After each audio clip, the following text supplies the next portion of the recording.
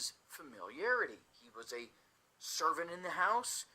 And I'm sure that, if we were to play this scenario out, that he, when he was first hired on, that he would have been respectful and careful and, wanted to keep his job and so on and so forth. But after a while, he just started taking advantage of things. So actually, these two scriptures do, in fact, address this issue, although they don't, again, come out and say this is familiarity.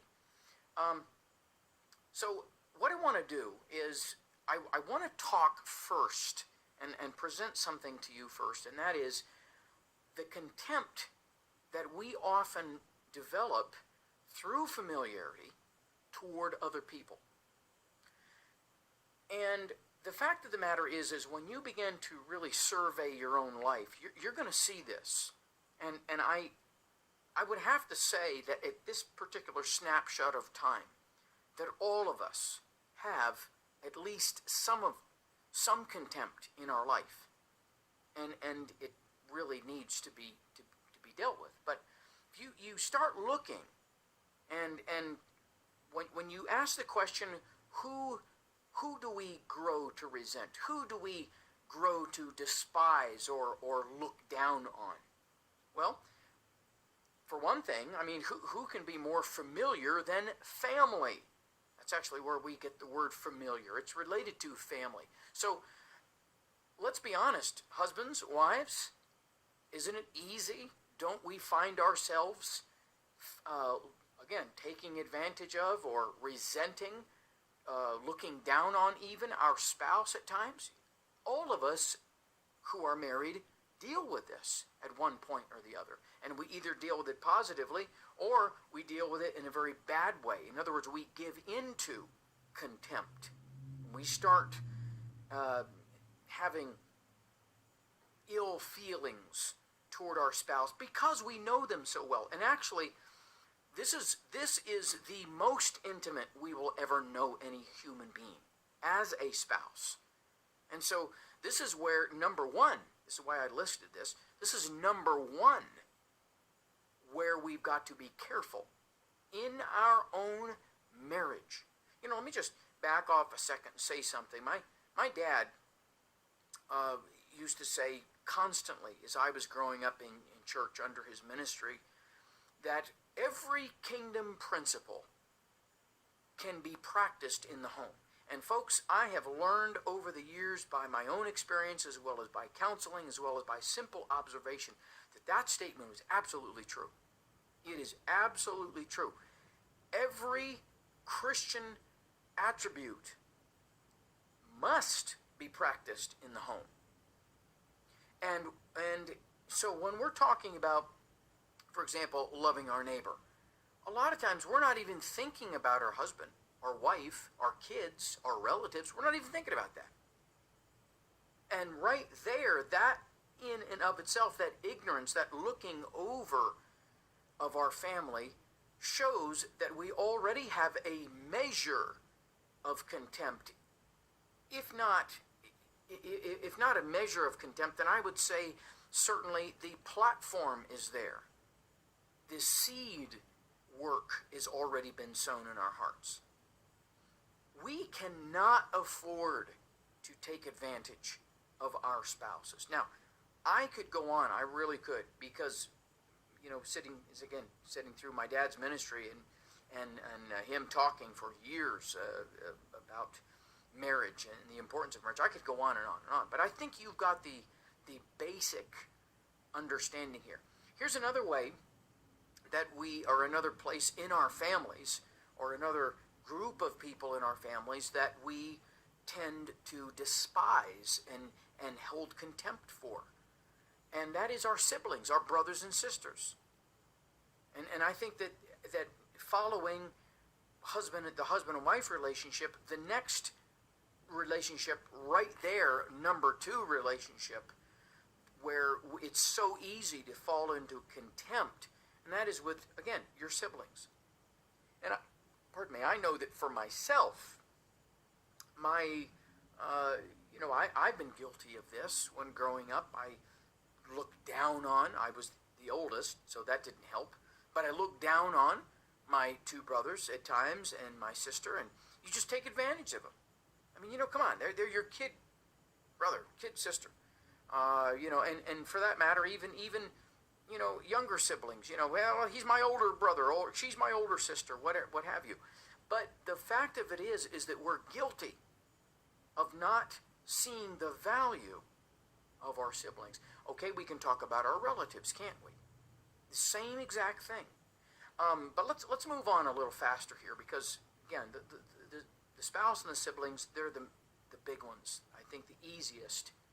But here's some other places where we get familiar with people, and then we begin to treat them differently than when we first met them. We actually begin to, again, have contempt for them. We start to develop even a kind of dislike for them.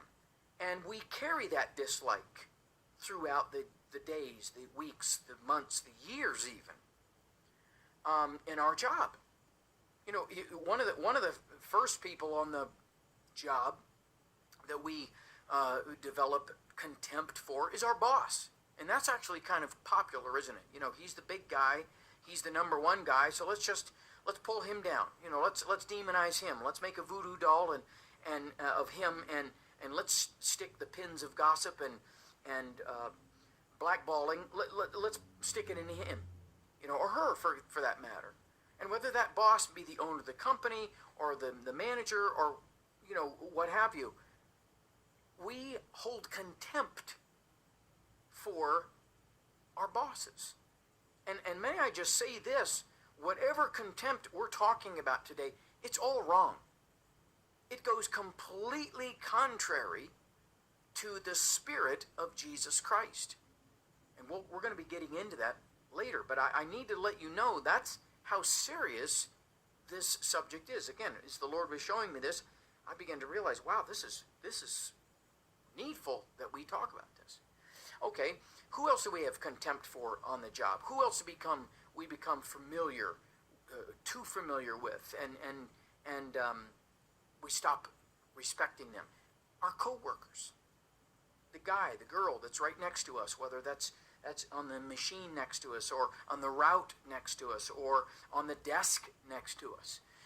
We can actually begin to despise customers, regular customers, let alone customers themselves. I've actually known people, you go into these stores sometimes, and they just generally and automatically despise customers. Have you ever gotten that feeling?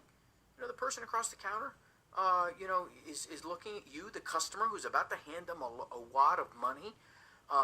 They're despising you. You've just interrupted their day. See, this is what I'm talking about. We can actually begin to hold contempt with vendors. Those of you who deal with people that sell you things on a regular basis. Employees. In society, we can begin to hold contempt. And this is actually a problem right now. And I might add, it is a non-Christian sentiment. And that is that we begin to hold contempt for the police. We see them all the time, and they've actually pulled us over now. We know that they're human beings, and maybe even we know police officers or security guards or whatever that are supposed to be in that level of authority, and we've seen them with their proverbial hair down, and we hold them in contempt now. The government, neighbors, leaders at school or university, that's your professor, that's your teacher. Here's one in society we hold contempt for because of our familiarity: servers. Again, we think that whoever the waiter or waitress is, that they should automatically know what we want. I mean, we've been coming to this restaurant now for, at least 2 weeks, so they should know what we want. We do the same thing with tellers, staff, employees of places we frequent. The bottom line, folks, anybody, anyone, everybody actually is subject to our contempt because we know them now. And by the way, when it comes to business, it's not so much that we know the person as much as I think, at least in America here, It's either because we feel like we know the company well enough, or, watch this, we are familiar with our rights as a customer. And so therefore we hold contempt for the people that are, again, they're the servers, the employees of these places. So anybody is victim. Now, let me just say this. Let's pull this out, okay? Because I think this is one place where we don't even think about this. Familiarity breeding contempt. And that's in church. Yeah. This is a place where I personally, because this is my calling as a minister, I've seen this over and over and over again. People get familiar with their pastor, their youth pastor, their home group leader, the elders, whoever else, and whatever else their titles may be in your particular church, you begin to get familiar with them, and all of a sudden there's no respect anymore. Now, part of that actually can be because of the leader, him or herself. And actually, I'm going to be talking about that either tomorrow or, it looks like now Thursday, now that I realize what's going on here. But at any rate, we're going to be talking more about that later. You can actually bring contempt on yourself, and you need to avoid that. But on the other hand, of course, we're talking about us holding other people into contempt. So leaders, believe it or not, I've seen worship teams, if not the worship leader. I've seen congregations, individuals in the congregation, or even congregations as a whole, begin to get the idea that, hey, you guys are our worship team, and so you better do things our way. Or, for that matter, just boredom. Voluntary, I will say, boredom, where, okay, there's Chuck up there. I know Chuck, and he's leading worship again. And, hum-ho, big deal. He hasn't cut any CDs. He's not known in Charisma magazine, so, big deal. Instead of getting into worship, we can hold contempt for our church members. This happens all the time. This is a sin, by the way. This is an error. This is wrong. This is exactly what the apostles were writing against when they were encouraging us to love our fellow church member, or the body of Christ. We begin to take people in church for granted. And of course, we can break that down to everybody from Sunday school teachers to greeters. We just start taking advantage of people. We think they're always there, or they're always supposed to be there. And of course, as I've said, we can begin to actually despise God. Now, we're going to get to that later. But we begin to look down on some things that he's given, and to devalue some of things, even calls of God. Well, anyway, that's something we're going to touch on later. But here's the good news, folks. The good news is, and again, we're speaking all in really relation to treating other people a certain way. You can avoid contempt. Now, I'm not saying that the answer, I don't believe the answer is, I don't think this is what the scripture teaches, that the answer is to be aloof. And I know some people who've actually taken that position. I just don't want to get close to anybody. I don't want anybody to get hurt by me, and I just think that it's better if everybody keeps their distance. That's not the biblical answer either. Okay? Even though, yes, you get familiar with people, you can still and must avoid the contempt that you will be tempted to treat that other person with. And so, again, I want to reiterate, being a hermit, being unfriendly, avoiding contact or not getting personal with people is not the answer. That is not a solution. It continues to feed the problem instead. So I want you to realize that. But there is a way that we can fight this contempt. And I can tell I'm not going to be able to get through all of these today. But that's all right. We already knew that, didn't we? But let me just come up with at least a couple of here. The number one way that we can avoid having contempt, and again, this I want to emphasize, spills over into your marriage, into your family. And whether that is, even parents having contempt for their kids. I mean, I've seen this happen too. Or whether it is children having contempt for their parents. I didn't even talk about that, did I? But one of the great ways to fight this might even be the way. We might be able to classify everything under this particular solution, and that is being grateful for other people.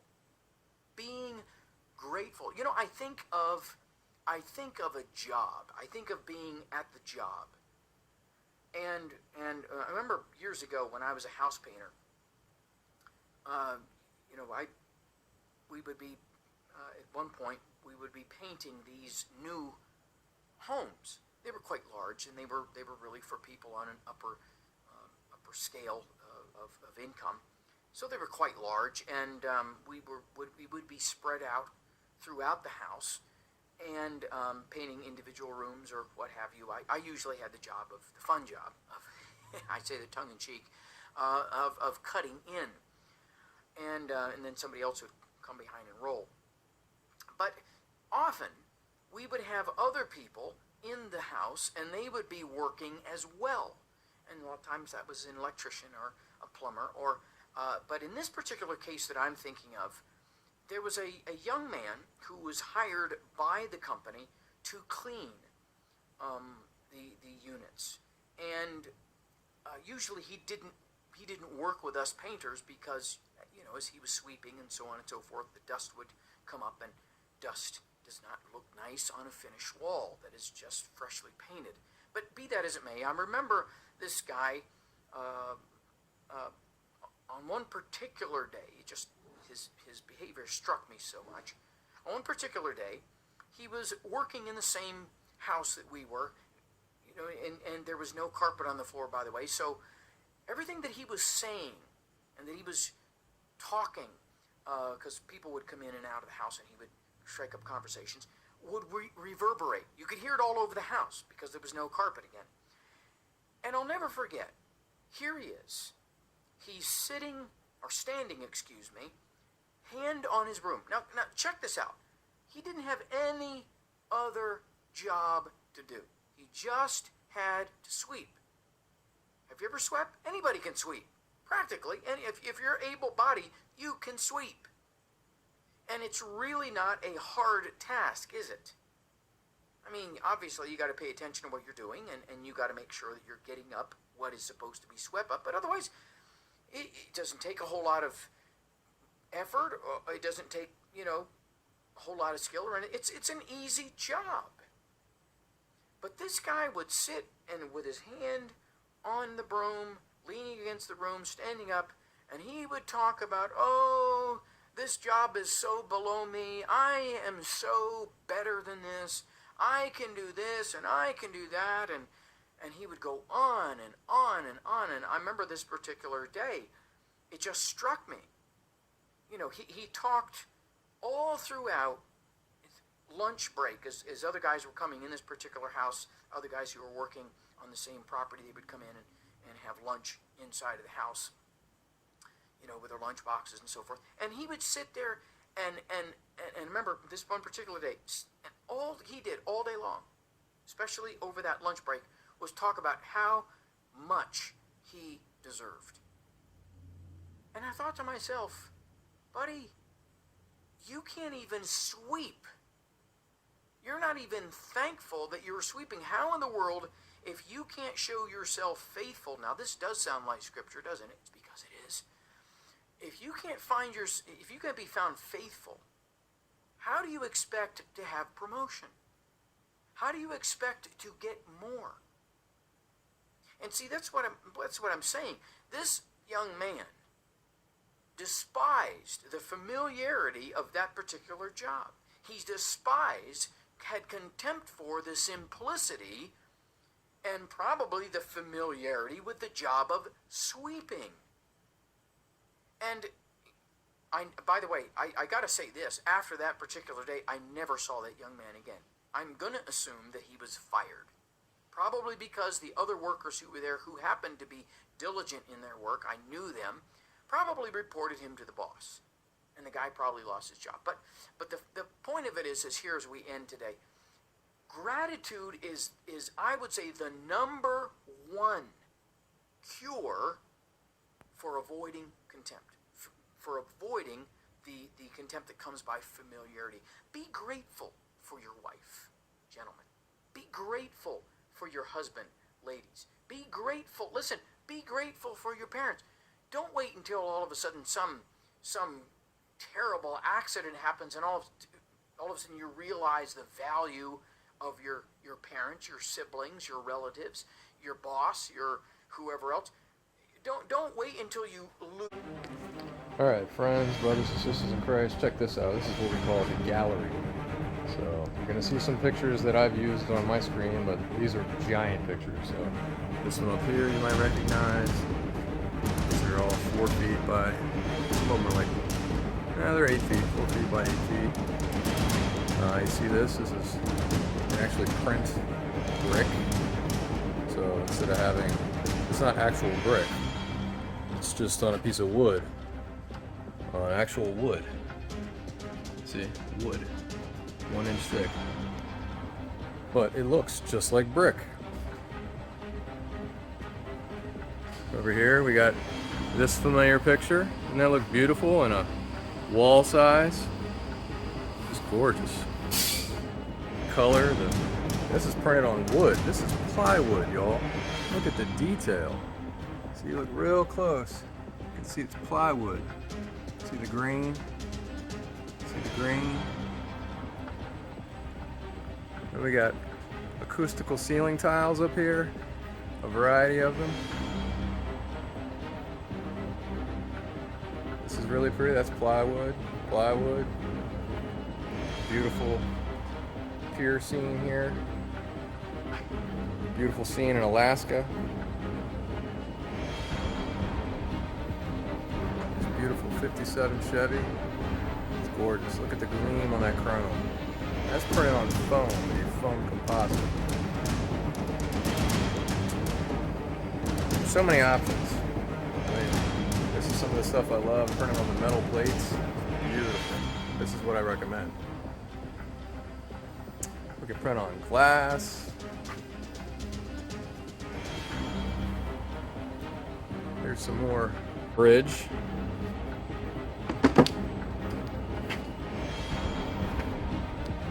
We got here, we got the Phoenix, what is this, the Grand Canyon?